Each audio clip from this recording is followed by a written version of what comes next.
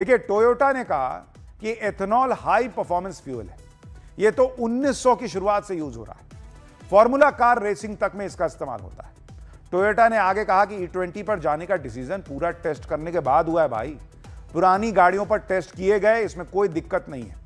Maruti Suzuki ने कहा कि 2025-26 में 2 करोड़ 84 लाख गाड़ियों की सर्विसिंग हुई। इसमें 1.5 करोड़ से ज्यादा गाड़ियां 3 साल पुरानी थी और E20 सर्टिफाइड भी नहीं थी।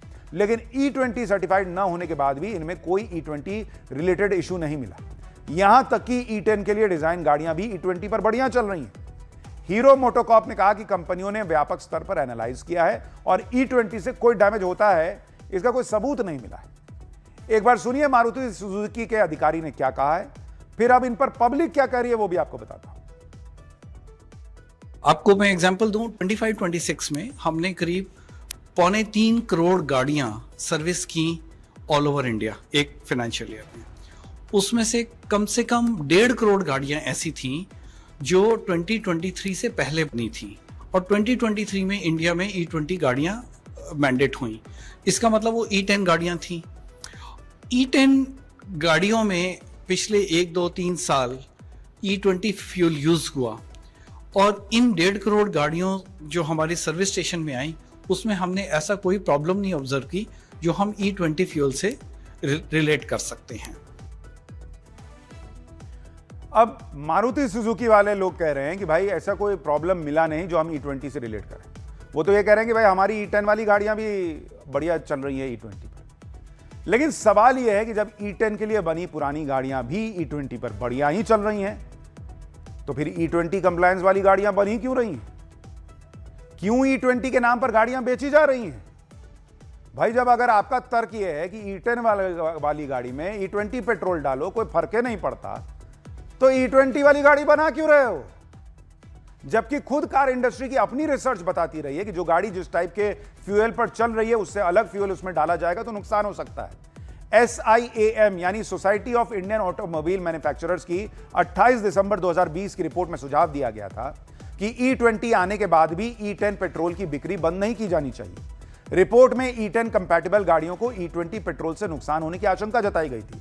रिपोर्ट के मुताबिक E10 कंपैटिबल गाड़ियां लोअर एथेनॉल ब्लेंड पर नहीं चल सकती।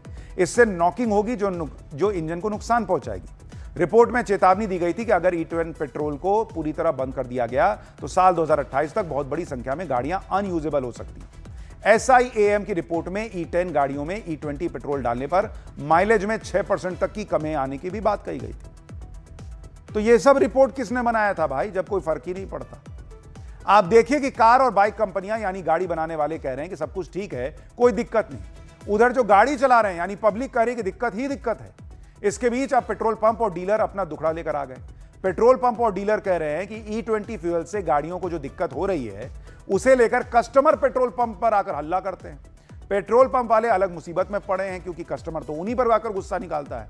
पेट्रोल पंप वाले कह रहे हैं कि हम तो पेट्रोल बेच रहे हैं, लेकिन जिसे तकलीफ होती है वो हम पर आके फट जाता है। पेट्रोल पंप और डीलर्स कह रहे हैं कि पहले तो ये सब नहीं हो रहा था, जब से E20 आया तभी से कैसे होने लगा। सुनिए पेट्रोल डीलर्स एसोसिएशन के अध्यक्ष ने आज क्या कहा। को हम निवेदन करते हैं, उनको पुनर्विचार के लिए हम बोलेंगे कि इंडिया को छोड़कर बाहर में सब 10% है थ्रू आउट द वर्ल्ड। ये इंडिया में ओनली 20% है।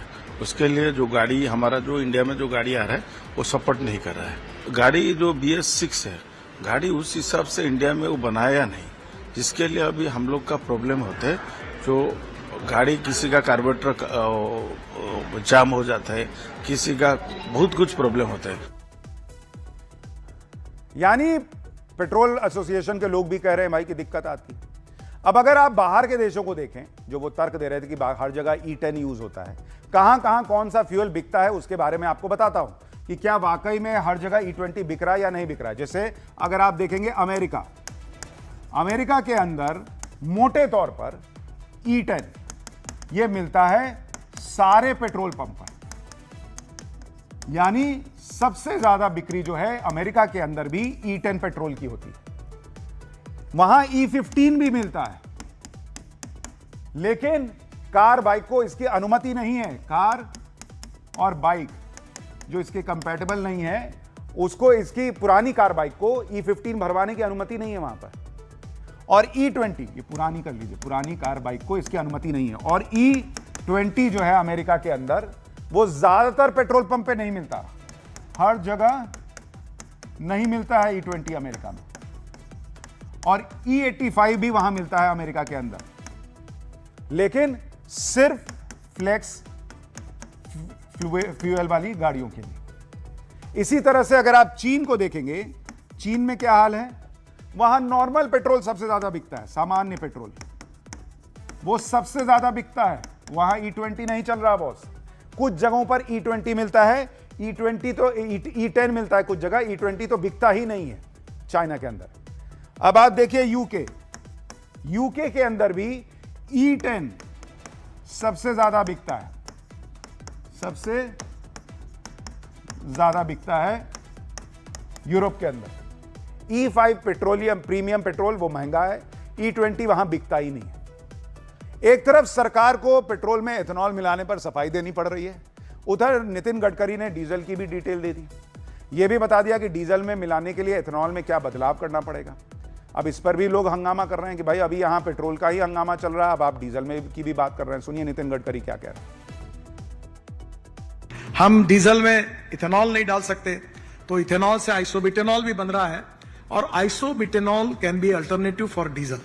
मैंने किर्लोस्कर के 2 जनरेटर सेट, एक इथेनॉल पर और आइसोब्यूटेनॉल पर 100% सक्सेसफुली चल रहे हैं, उसको लॉन्चिंग किया, तो इंजन बन सकता है। और डीजल में भी 15% आइसोब्यूटेनॉल डालने के बारे में चल रहा है। तो आइसोब्यूटेनॉल हो, इथेनॉल हो, सस्टेनेबल एविएशन फ्यूएल हो, बायो सीएनजी हो,